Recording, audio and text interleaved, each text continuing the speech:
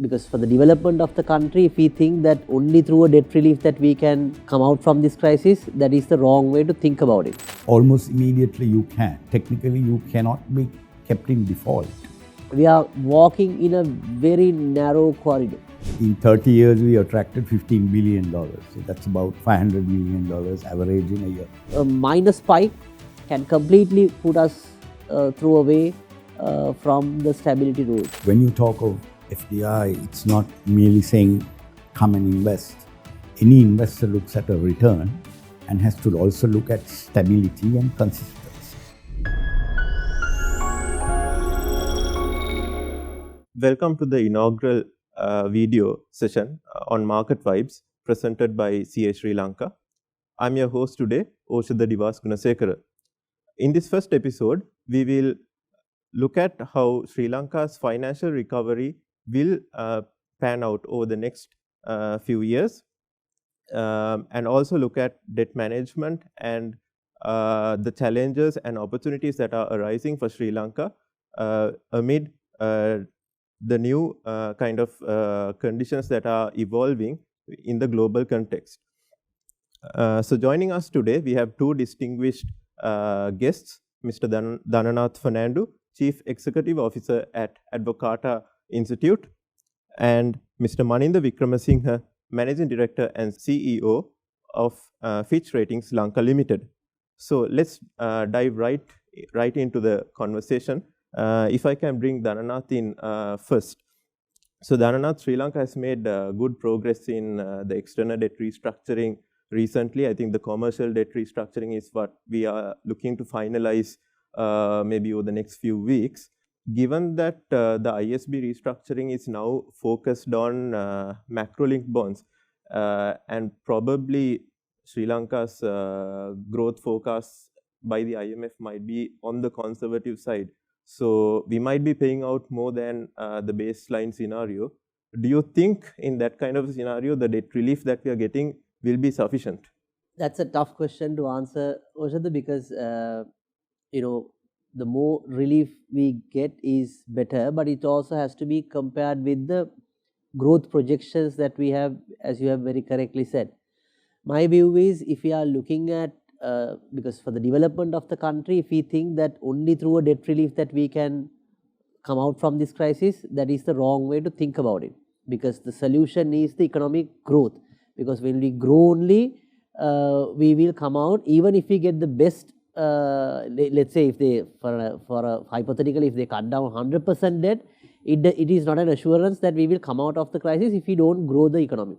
So my view is, we could have had a little bit more at the baseline level. It's about 28% haircut. It's not the haircut that matters, it's also the cash flows and the maturity extension that matters. I wish, of course, more the better for the country, but I think our framework has to be more on the growth side, and growth doesn't come easily. It has to have with the economic reforms and also the governance reforms on the other side. So I feel it could have been a little bit more in my view, but as I mentioned, it all depends on the growth measures that we are taking. So I would say the answer would depend on what are the growth measures that we are taking. That is mainly on the exports front and how much we can bring exports to this formula, and also the other structural reforms that we need to do to attract foreign direct investments, to grow our economy. I would say that would be my, that is how we have to see it, because if you look at some of the Latin American countries, they have received like 40%, 50% haircuts debt relief, but it wasn't, they went for the second debt restructuring and the third debt restructuring. So the haircut or the amount of relief is not what is going to determine our future. It is the growth measures and unleashing the potential is what's going to determine our future. Thanks, Dhananath. So if I can bring you into the conversation, Maninda. Now that we are looking at finalizing an agreement with the bondholders, how soon do you think the rating can be upgraded for Sri Lanka following the completion of the ISB restructuring? Thank you for having me, Oshada. And to begin with, I just want to say for the record that some of the views expressed would be mine, not necessarily the organization I represent. Coming to your question, almost immediately you can. Technically, you cannot be kept in default when you enter into an agreement to restructure debt. So in this particular restructure, they hope to start almost immediately start repaying interest. So it's only a capital that gets deferred. And once you start servicing interest, and that would be through new issues of bonds. So technically you cannot be in a restricted default. Now the question then is, do you go to a C, a double C, triple C in that order? It's also up to the government and central bank. Once these negotiations are concluded, they need to basically ask for a review. A review can be had at any time. So it's not necessarily automatic, because as a rating agency, you not only have to look at, as Dhananath was very correctly saying, it's debt sustainability. And that's the key problem for Sri Lanka, both in domestic debt and external debt. So that's why they would need to look at, it's not purely a question of, okay, your external debt is resolved, haircuts, deferred payments, all of that is done, bilateral loans are done, and therefore everything is back to business as usual. The case is not. But so there is a lot of other moving parts that comes into this equation. So those will be also evaluated to conclude. But as I said, a rating cannot be at default after that. Thanks, Maninda. Staying with you, the local banks, they hold quite a bit of the ISPs, I think about 12% of the entire exposure. So do you think they have provided adequately for their exposures, as well as if they haven't, do you think there are any risks of for the banking sector in Sri Lanka? So the banks in particular, if you were following particularly through a crisis, we did put the entire sector on a negative outlook. That is essentially a signal to the market saying the entire sector is under stress. We also had looked at the banks, of each bank. Collectively, one of the good things that the central bank did is, one, they prevented any repatriation of dividend. They also specifically, where the banks were encouraged to look at making specific provisions and general provisions. That means essentially retention of capital. And all of those were buffers that they put in place, while the portfolio, of course, got revised in terms of, lending rates went up, which means your credit growth stifles, which is one of the ideal actions to follow when you get into a crisis. But at the same time, though banks booked pretty hefty margins, it also meant that by essentially not remitting your capital, there was retention and the provisioning was adequate.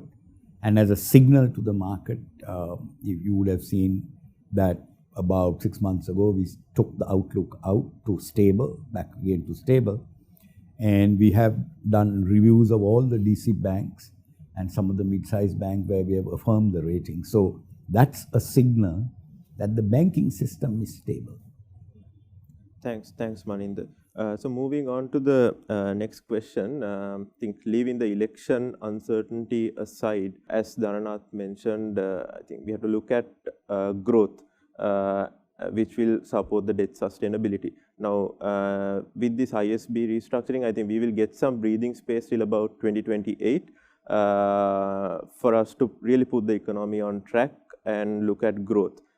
We might need to actually focus on attracting a lot of non-debt inflows also. So what do you think the kind of strategies that Sri Lanka should have to attract these investments? Because clearly we have not been competitive in the past in the regional and global perspective. So can you share us your thoughts? So the options available are basically the foreign direct investments.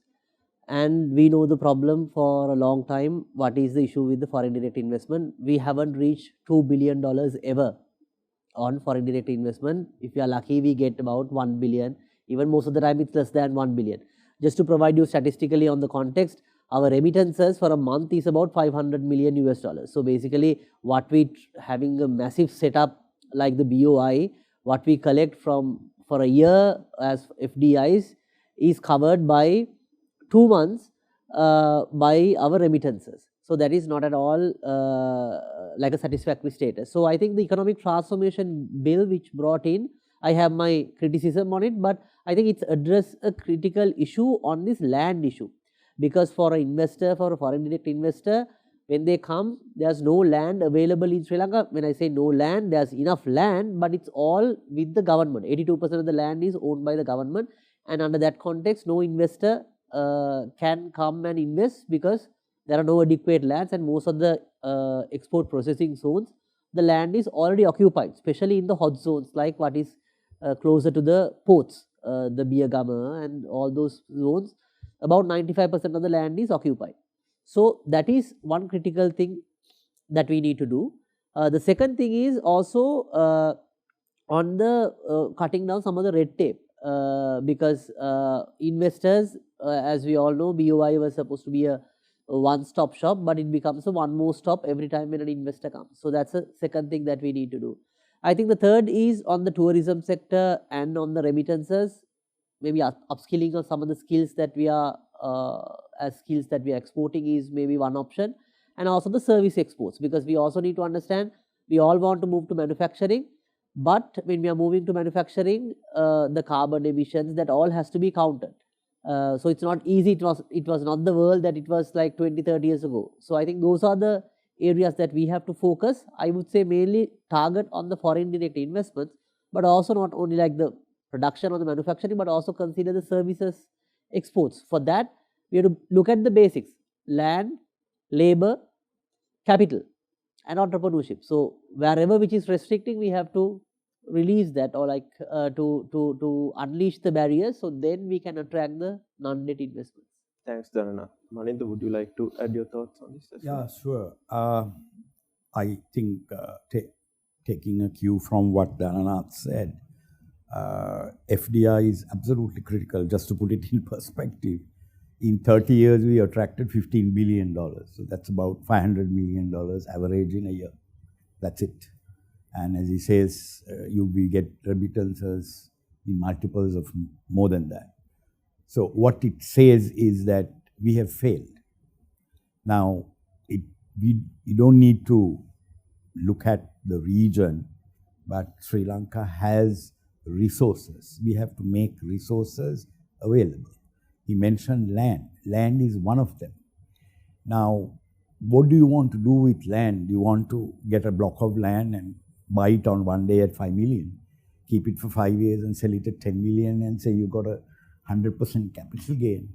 Or you want to add value on that property, right? That is what we have to do. We have to add value on a essentially a primary asset. Now, it doesn't mean that you have indiscriminate value proposition, but you harness by using that as an asset, and whether it's a zone, or I would actually say recent discussions on things like education, right? In Australia, the third highest exchange earner for them is education, right? That's a GDP number. So we, on the other hand, we are the little that we have, also we are sending it away. My rough estimate is it's about $4 billion a year. So no point in analyzing these things. So we need to find solutions. Why not? I mean, I don't see any land being allocated for schools in urban areas. Urban areas are growing. There's not a single new school in sight. Private sector can definitely get involved in higher education and primary education, or for that matter, secondary education. It's just such a handful. And what is your greatest resource? Human capital.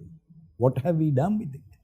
We have about 250,000 graduates, A-level qualified students every year coming into a market. Are we harnessing it? Do they get skills, technical skills, learning skills, any vocation? So that is what you actually deploy into an economy that creates multiple growth.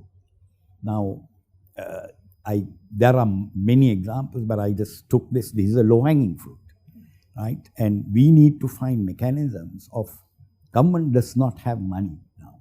Very clearly, you can see you defaulted on external bonds, you defaulted on local bonds. They all had to be restructured. So here is the best opportunity to realign your capital. In a nutshell, that's what it is. And Sri Lanka, our saving rates are low. So that's why there's a case for FDI, because you have to get from somebody else the savings gap to meet your savings gap and have enough capital to build all your infrastructure. And basically, what is capital for? To create growth in an economy. Thanks, Maninda. So just staying with you for the next question, do we have any other middle income markets which have defaulted in the past that Sri Lanka can draw inspiration from? Sure. Middle income is actually an easier one, because almost all of East Asia was middle income in 1997, very close to where we were, and they all defaulted. But there is a difference there. In the East Asian crisis, it's the banking system that defaulted. And why did they default? Because they invested in long-term projects with borrowing short-term capital. So they got into a liquidity crisis, and that's how that whole, it led to depreciation of a currency, capital flight, all of that happened, but it started with the banking system. In Sri Lanka, it is the government that defaulted, not the banking system. Banking system survived. In fact, we rate the banking system higher than the sovereign at the moment, because that's exactly what happened. So ideally, that's not how you mitigate risk. Classic case of a mitigation of risk, because we are talking of risk, isn't it? Whether it's government doing it or private sector, it's risk. And what's the difference between government doing a business and a private sector doing business? If the government is doing business, all the risk is on them, single client. Private sector, it's distributed. So you may have 20 people doing it. Like example, banking, we have 19 banks. So the risk is distributed among at least 17 other banks. So that's a classic case of managing risk and allocation. So we need to have, apart from, a rethink which comes with a reform and a learning curve. The key element that in East Asia that got developed is their capital market. Almost all, I'll name the countries: Philippines, Indonesia, South Korea, Taiwan, Thailand, Malaysia. These are the main countries. And they all eventually, coming out of it, realized that to support an economy, you need a banking system, you need an equity market, and you need a debt market. What they lacked was a deep debt market. They had equity market, but not a deep bond market. So they developed a capital market essentially through things like mutual funds, and that area took off because there is capital formation. So you have to look at domestic capital formation for any growth. And that's the reform journey that we should be following. Thanks, Maninda. Dhananath, do you have anything to add on this as well? No, on the East Asian examples, I think if you look at Vietnam, South Korea, Thailand, it's the same recipe that everyone follows in their journey to development. It's basically producing goods and services to the world and being competitive in the market. That's the only solution for whoever who wants to develop, because we have to produce more goods and services, and it has to be not only produced, we have to produce it in a competitive environment. We have to offer a better price, better quality, and also it should solve a problem of someone else. Those are the basics. So even if you look at how Vietnamese did and how South Koreans did, they had basically first they attracted an anchor investor by connecting to the global supply chains. In South Korea's case, it's Samsung and Nokia. So likewise, you have an anchor company, because when you bring a big giant, it's easy to bring the rest of the others to support the ecosystem. And then the other investors won't doubt, because when they know there's a giant is there, it's in their presence, they will be there's a better environment for exports and to do business. I think that's one strategy that we have to move forward in terms of attracting the investments and even opening up the markets, because if you look at the Vietnam and Thailand, the number of free trade agreements, I'm not saying the free trade agreements is the only way, but it indicates that they are open to trade with the world, and they are open for connecting with the supply chains with the world. And that's the same method that we have to follow. Same in the sense, that's the strategy, but we can look at our resources and where our strengths are, where our weaknesses are, and move forward. I think that's the overall blueprint that we have to think, and there have been many phases how we do it. And I think Sri Lanka tried multiple attempts, but I think after the crisis, there's another great opportunity that we have to capitalize on that, because after the crisis, even we did not see any investment drive. Of course, after when your country is defaulted, it's not very easy to attract the investors at the same time. But we have to give up that indication that that we are moving in the right direction. Even in fact, the poor performance on our FDIs indicates that the world is not serious about investing in us, because they are, even if we cannot attract 1 billion, means they know that we are not a good country to invest. So I think that's something we have to focus constantly. Thanks, Dhananath. When you talk of FDI, it's not merely saying come and invest. Any investor looks at a return and has to also look at stability and consistency. So a policy inconsistency is something we've constantly been highlighted is one issue. Other is macro stability. We have boom and bust cycles. You can't do business in that situation. And you don't also need to give monopoly status for anyone to come and operate. But to be competitive and to identify what is your competitive advantage, I think for Sri Lanka, one thing that they need to address, which I believe right now is being addressed, is energy reforms. We have one of the highest energy tariffs in this whole area. How can you compete? Because anyone has to plug into any. So these should have been done 20 years ago. They are being addressed now. So yes, I think this is a good eye-opener, because when you come to a default situation, don't forget we have gone to the IMF 16 other times. This is the 17th. Only difference is that now we have default. So we have to pick up the pieces from virtually from ground level. We did not have that task earlier. We were always at least somewhere, in a rating point of view, at a B- or B flat. So you could just pick up and move on, but now it's not the case. So as Dhananath said, attracting FDIs is not only saying we have land and labor and all of that. There are a whole lot of other things that have to fall into place, and it's time we did that. And we need to understand that who is going to create the jobs? Is it the state or is it the private sector? In my view, Sri Lanka is at that position where public-private partnerships is one route. The other is for creating an environment where private capital flows in and runs commercial establishment. They will find competitive advantages and they will provide the jobs. We need to create the platform. Thanks, Mani. So moving on to the final question of our first episode. Looking at the global context over the last few weeks and months, I think we've seen a lot of new developments, a social crisis in Bangladesh, the Middle East. There's been tensions for many months now. And the US, the markets got spooked by rumors of a recession coming up.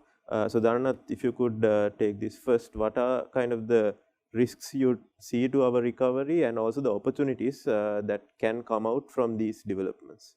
Mainly, I divided into two. First is the environmental risk, because I think last year we were very lucky. Like while we speak about stability, when we look at the rainfall, I mean we have been very lucky, blessed. Of course, I think there are a lot of Colombo people had complaints that they cannot step out because of the rains that we had in the early half of this year.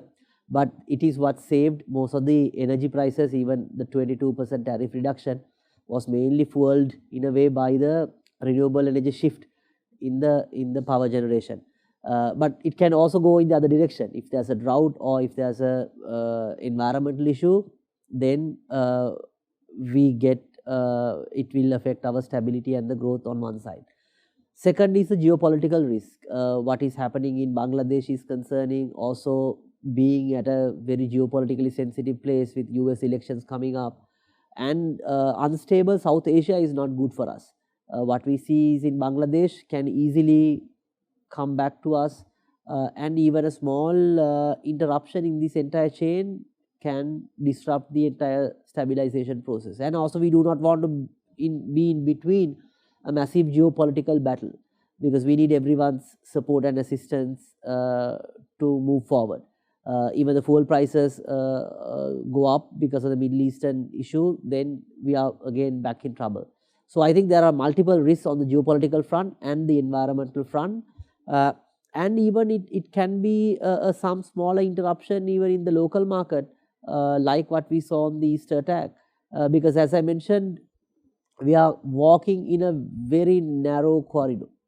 A minor spike can completely put us throw away from the stability road. So those are the broader risks that I see. But I think again, having said that, the opportunities are by connecting with the global supply chains and making it diverse as much as possible. Thanks, Dhananath. Maninda, would you like to share your thoughts as well? Yeah. So it's very clear that you have to accept today, well, environment is damaged, and that wasn't caused by countries like Sri Lanka, but we have to also look at it is how do we manage that risk. So whether it's drought, as he says, or whether it's a flood, how do you manage it?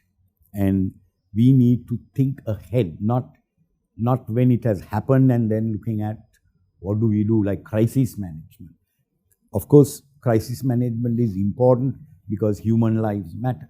But there are lots of other things that can go on, which are risk mitigants. So we need to think ahead. I also would like to add, like he used Bangladesh. So Bangladesh is, one of the problems I can see is that the revenue streams into their economy is very strongly led by merchandise export. And very often we are compared with Bangladesh, saying, look at Bangladesh, they do $29 billion or a year or something like that in export, and whereas ours is about 11 billion. I'm not quite sure of the numbers, but Dhananath probably can confirm that. But key thing is, in an economy is not necessarily whether one particular sector is booming, because the risks are also high, which is what next problem Bangladesh will have. Whereas Sri Lanka has to look at a more diverse source of income. And that's where we actually can develop. We are actually in an amazing position to develop as an alternative revenue stream. And we need to just open up the assets that we have. We have inherent assets which can be monetized, and we need to do it. We need to use efficient capital, so SOE reforms comes in the form of that. We have new ventures that we can create that attracts global investments in, and these are with market share. You share in profit. That's what is the platform that we have to lay. And if you look at diverse revenue sources, as an example, like I said, not only do we need to look at what resources that are going out, apart from human capital, the other is even retention. We have people who are earning export dollars. You have an in-house investor.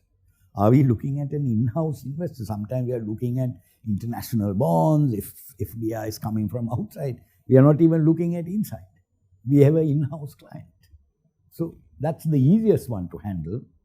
And all you need to do is harness that as an investment. But they need strategic thinking. They need stability. I think the opportunity I was talking of is, a lot of businesses moved out of China for various reasons. Similarly, that was for more geopolitical reason. Then you had businesses from Japan that had to move out because they had a huge problem of a Fukushima nuclear plant crash. With that, they had a tsunami. It devastated the whole manufacturing hub. So their own industry needed to relocate. And they realized that they need to be at least in 3-4 different locations. I think we missed one opportunity. Here is another opportunity. You need to tell some of these countries, ideally, why don't you shift some of your production here? It doesn't mean you're catering to this economy.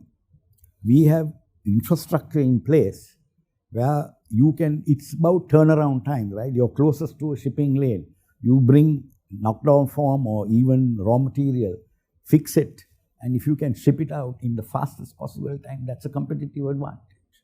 We need to harness that and say, we will give you alternative production facility. We have a labor force that is probably best in class. Only thing is, we have to orient it in that direction. So those would be my thoughts.